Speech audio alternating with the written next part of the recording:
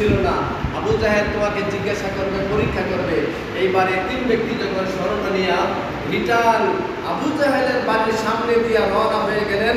আবু জাহেল জিজ্ঞাসা করতে লাগলেন, হে তিন, আসো সামনে আসো। সামনে গেলেন, হযরত আলী তোমাকে কি দিল? যেন বলেন না সুবহানাল্লাহ।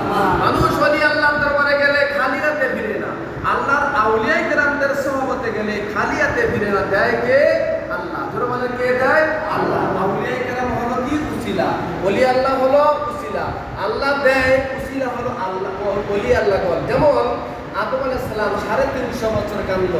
আদম আলাইহিস সালাম 350 বছর কাঁদল, অপরাধ করে, ভুল করে। আল্লাহ ক্ষমা করে না, আল্লাহ মাফ করে না। যেই মাত্র আদম নবী কয়, আল্লাহ আরশ আজিমের উপরে দেখলাম লা ইলাহা ইল্লাল্লাহ, বাকি অংশটুকু মুহাম্মদ রাসূলুল্লাহ সাল্লাল্লাহু আলাইহি ওয়াসাল্লাম। এই যে কলেমার ভিতরে আপনার নাম, কলেমার ভিতরে আপনার নামের সাথে একটা নাম মুবারক দেখা যায়, রব্বুল আলামিন, সেই নামটা অবশ্যই অবশ্যই সম্মানিত নাম।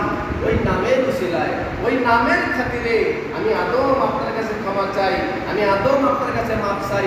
আল্লাহ তাআলা বলেন, আদম, যেই দিন তুমি ভুল করেছিলা, যেই দিন তুমি অন্যায় করেছিলা, ভুল করেছিলা, ওই দিন থেকে যদি আমার এই নবীর নাম দিয়া, এই নবীর উসিলা দিয়া ক্ষমা চাইতা, মাফ চাইতা, আমি আল্লাহ তাআলা তোমাকে ওই দিনেই ক্ষমা করে দিতাম, 350 বছর কাঁদতে লাগতো না।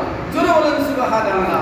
এই জন্য তো আমরা ওলি আল্লাহদের বিশ্বাস করি, আউলিয়া কেরামদের দরবারে যাই, আউলিয়া কেরামদের সোহবতে যাই। এজন্য আল্লাহ কোরআনে বলেন, ইয়া আইয়ুহাল্লাযীনা আমানুত্তাকুল্লাহা ওয়া কুনু মা'আস সাদিকিন। তাফসীরের কিতাব আমরা পড়েছি, এই সাদিকিন দ্বারা এই জমানার সত্যবাদী কারা। আল্লাহ বলেন, ইয়া আইয়ুহাল্লাযীনা আমানুত্তাকুল্লাহ, আল্লাহ বলেন আমাকে ভয় করো। আর কুনু মা'আস সাদিকিন, সত্যবাদীদের সঙ্গ লাভ করো, সত্যবাদীদের কাছে যাও, সত্যবাদীদের দরবারে যাও, সত্যবাদীদের কাছে বায়াত রাসূল হও। তাহলে সত্যবাদী কারা? সত্যবাদী হলো আল্লাহর ওলিগণ, আউলিয়া কেরাম হলো এই জমানার আউলিয়া কেরাম হলো সত্যবাদী। যারা বলেন সুবহানাল্লাহ। সেই ওলি আল্লাহদের কাছে যাওয়ার জন্য আল্লাহ কোরআনে বারবার উল্লেখ করেছেন। আল্লাহ কোরআনে যতবার নামাজের কথা বলেছেন, বারবার নামাজের কথা বলেছেন, যাকাতের কথা বলেছেন, হজের কথা বলেছেন, কুরবানির কথা বলেছেন, মা বাবার খেদমতের কথা বলেছেন, সাথে সাথে আবার আউলিয়া কেরামদের সম্মান, ওলি আল্লাহদের কথাও আল্লাহ বলেছেন। যারা বলেন সুবহানাল্লাহ। আমাদের দেশে যারা ওলি আল্লাহদেরকে বিশ্বাস করতে চায় না, আমাদের দেশে যারা আউলিয়া কেরামদেরকে সমালোচনা করে, আমাদের দেশে যারা আউলিয়া কেরামদেরকে মানতে চায় না, তাদেরকেই তো আমরা বলি এই বাংলাদেশ আউলিয়া কেরামদের দেশ, এই বাংলাদেশ ওলি আল্লাহদের দেশ। আউলিয়া কেরামদের মাধ্যমে হযরত শাহজালাল মুজাহিদি ইয়ামানে 360 আউলিয়া কেরামদেরকে নিয়া সেই সুরমা নদী জায়নামাজ বিছাইয়া, সুরমা নদী পার হইয়া সিলেটে আসলেন, কলেমার দাওয়াত দিলেন। জোরে জোরে বলেন সুবহানাল্লাহ। সেই ওলি আল্লাহদেরকে মানতে হবে, সেই আউলিয়া কেরামদেরকে ভক্তি করতে হবে, আউলিয়া কেরামদেরকে ভালোবাসা অর্জন অন্তরে থাকতে হবে। জোরে বলেন সুবহানাল্লাহ। এইবার আবু জাহেল কি করলেন? আবু জাহেলের তিন ব্যক্তিকে বললেন, হে তিন, আমি তো হযরত আলীর কাছে তোমাকে পাঠাইলাম, আমি জানি আলীর কাছে কিছুই নাই, তোমাকে আলী কি দিয়া বিদায় করলো? এই তিন ব্যক্তি বলতে লাগলেন, ওগো আবু জাহেল, আপনি লিডার, আপনি তো আমাকে কিছুই দিলেন না, আপনি আমাকে কিছুই দিলেন না, কিন্তু হযরত আলী আমাকে খালি হাতে দেয় নাই, খালি হাতে আমাকে ফিরায় নাই। জোরে বলেন সুবহানাল্লাহ।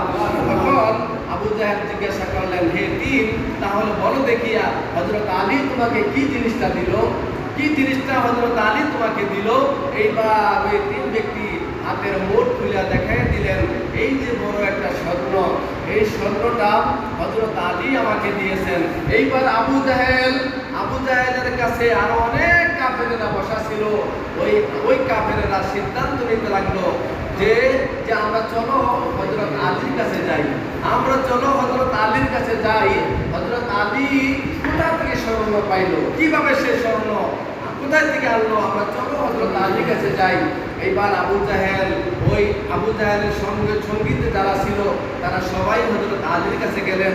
হযরত আলীকে জিজ্ঞাসা করতে লাগলেন যে, হযরত আলী, আপনি কোথা থেকে স্বর্ণ পাইলেন? আমরা জানি আপনার কাছে কিছু দেওয়ার মতো, ভিক্ষুককে দেওয়ার মতো কিছুই নাই, এই স্বর্ণ কোথায় থেকে পাইলেন?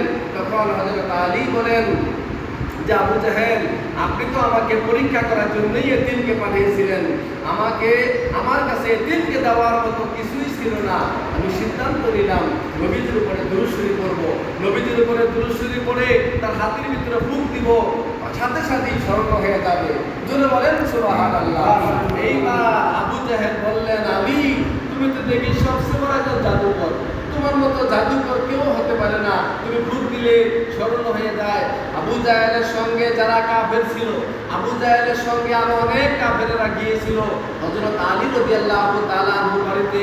ওই কাফেরেরা আবু জাহেলের সঙ্গীরা সবাই এক যুগে কলেমা পড়া তারা মুসলমান হয়ে গেল। জোরে বলেন সুবহানাল্লাহ।